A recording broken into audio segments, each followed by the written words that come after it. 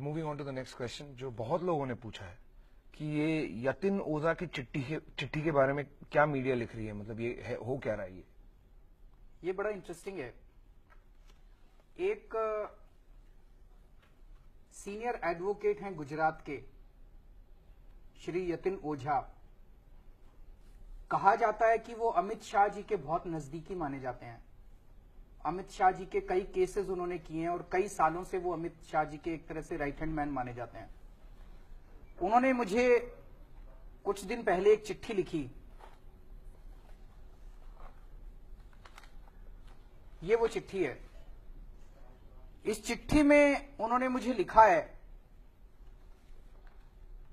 I would like to draw your attention about the meeting that took place between Shri Amit Shah and Shri Akbaruddin Owaisi at Shri Amit Shah's residence at 3 a.m. on the morning of 15 September 2015 कि 15 सितंबर 2015 की रात को 3 बजे अमित शाह जी के घर पे अमित शाह जी और अकबरुद्दीन ओवैसी के बीच में मीटिंग हुई।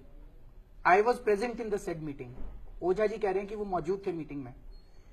A detailed discussion took place and it was agreed that Shri Owaisi shall field his candidates in Bihar, particularly in the Muslim belt, that was to go to polls on 5th of November। कि बिहार में जो चुनाव होने वाले थे, अमित शाह जी ने ओवैसी साहब को कहा कि सारे मुस्लिम सीट्स के ऊपर आप अपने कैंडिडेट्स खड़े कीजिए। It was also decided that Shri Owaisi will vomit poisonous communal speech, the script of which shall be written by Shri Amit Shah, which may have potentiality to result in communal divide in the society. It was decided in the meeting that BJP and Shri Owaisi would stand as strong opponents of each other before the people, but Shri Owaisi would only speak on dotted lines as decided by BJP.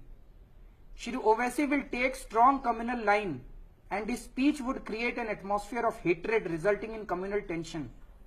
The present speech delivered by Shri Owaisi in Hyderabad to extend his help and support to IS operatives also appears to be a part of aforesaid strategy. तो ये उन्होंने चिट्ठी लिखी थी।